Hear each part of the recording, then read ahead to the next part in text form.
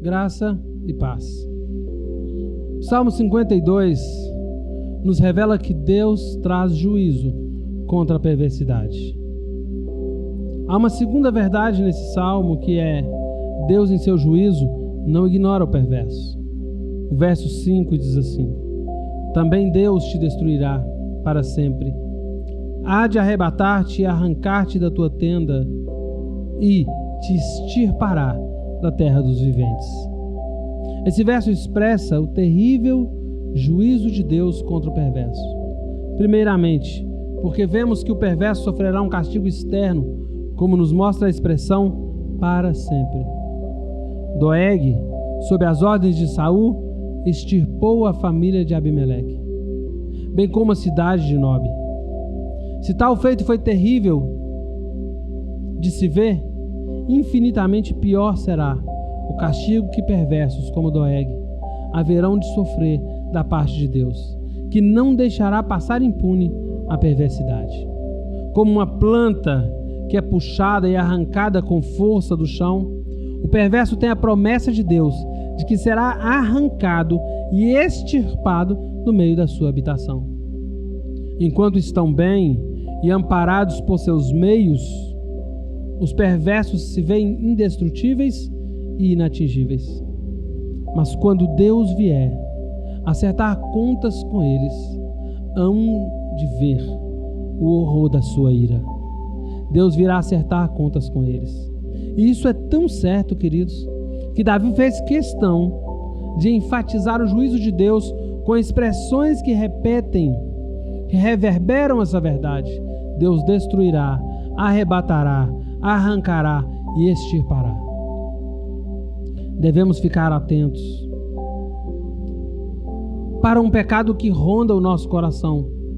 Quando vemos o perverso aparentemente se dando bem, quando executa os seus planos malignos, a saber, o pecado de duvidarmos da justiça e da fidelidade de Deus para com o seu povo. O fato de um perverso não estar recebendo nenhuma punição no exato momento em que pratica sua maldade não quer dizer que nunca a receberá da parte de Deus.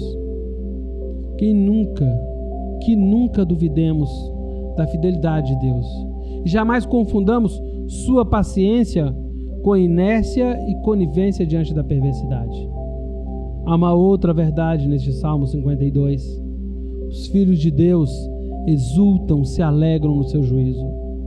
Davi diz: os justos hão de ver tudo isso.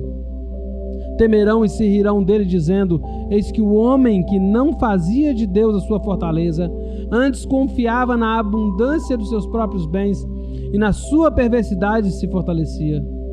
Quanto a mim, porém, diz ele, sou como a oliveira verdejante na casa de Deus.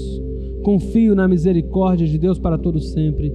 Dar-te-ei graças para sempre, porque assim o fizeste na presença dos teus fiéis. Esperarei no teu nome, porque é bom. Um dos graves erros que cometemos diante de uma injustiça contra nós é querermos agir com nossas próprias mãos.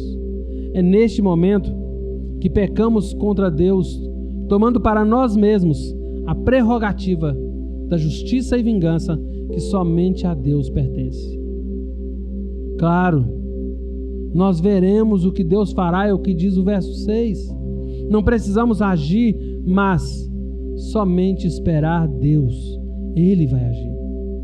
Os justos, ao verem tudo isso, temerão a Deus e se rirão desse homem perverso e dirão: aqui está o homem que não confiava e nem se abrigava em Deus, mas confiava em suas muitas riquezas e nas suas próprias ações. O perverso cairá na própria cova que faz para os outros caírem. Enquanto Saul e Doeg mostravam seu poder sobre Abimeleque e os seus, assassinando-os friamente, Deus estava preparando-lhes o seu juízo, do qual não escapariam. Não sabemos como Doeg terminou seus dias, mas certamente foi trágico, tanto quanto Saul, que da mesma forma covarde com que viveu, também morreu ao cometer suicídio.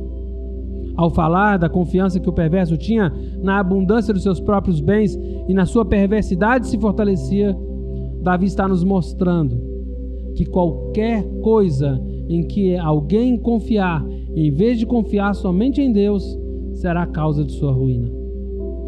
Por isso mesmo, ele declarou: quanto a mim, porém, sou como a oliveira verdejante na casa de Deus. Confio na misericórdia de Deus para todo o sempre. Davi poderia ter visto alguma oliveira plantada próximo do templo de Aimeleque? Se sim, isso explicaria o porquê ele se compara a uma oliveira plantada perto da casa de Deus. Mas o que importa aqui é sabermos que, fora da presença de Deus, somos como arbustos solitários que se definham rapidamente. Sua confiança estava na misericórdia de Deus para todo sempre. Justamente o contrário da atitude do perverso que a despreza. Os perversos são como árvores desarraigadas e os justos como oliveiras frondosas, carregadas de frutos, porque confiam na misericórdia de Deus. Por essa razão, Davi louvava a Deus constantemente e o queria fazer para todo o sempre, juntamente com seus irmãos, a quem ele chama de Deus fiéis, ou seja, na congregação do povo de Deus, ele esperaria, confiaria no nome de Deus, porque é bom. Isso quer dizer que ele esperaria no caráter de Deus, que é expresso no seu grande nome. Aqui, mais uma vez, nos deparamos com a verdade de que um filho de Deus sempre tem que estar na presença de outros filhos de Deus. Fomos constituídos igreja e família de Deus, para vivermos em comunhão uns com os outros. Amados, o juízo de Deus é coisa séria. Nada pode ser mais terrível para o pecador.